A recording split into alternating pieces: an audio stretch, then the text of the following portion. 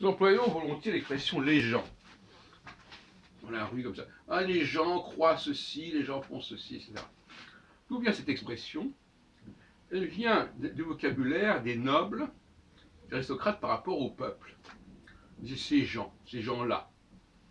C'est méprisant. Et d'ailleurs, on disait des valets ou des employés, ce sont les gens, le maître et ses gens. C'est-à-dire sa piétaille. Et chez les juifs, on emploie le mot les gentils.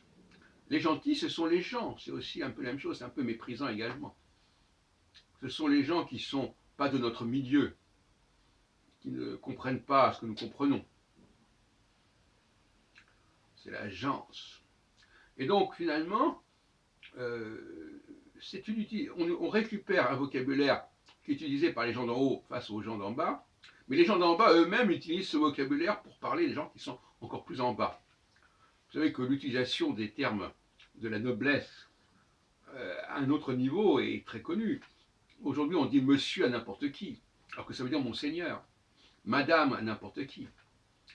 Mais ce sont des expressions qui sont tout à fait inadéquates quand on parle du premier venu.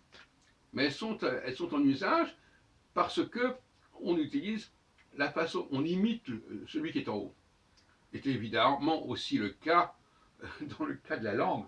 Si les gens d'en haut parlent une certaine langue, on va vouloir parler la même langue.